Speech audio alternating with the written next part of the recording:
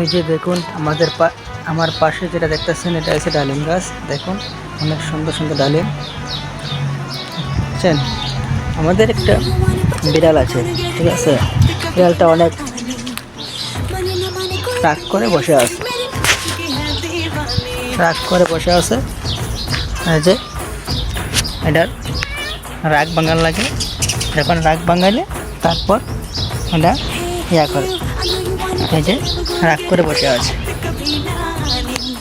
অনেক রাগ। এই রাগের থেকে এটাকে আদর যত্ন করলে তাহলে এটা রাগ ভাঙে। এটার মাছ দিলে, পচা মাছ দিলে খাবে না। তারপরে ইয়া করলে গোস্ত দিলে খাবে না। তরতাজা মাছ দেওয়ান লাগে, তখন তরতাজা মাছ পেলে খায়।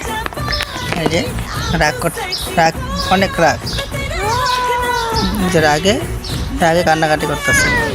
এই যে এটা রাগে শেষ নাই, এটা অনেক রাগ।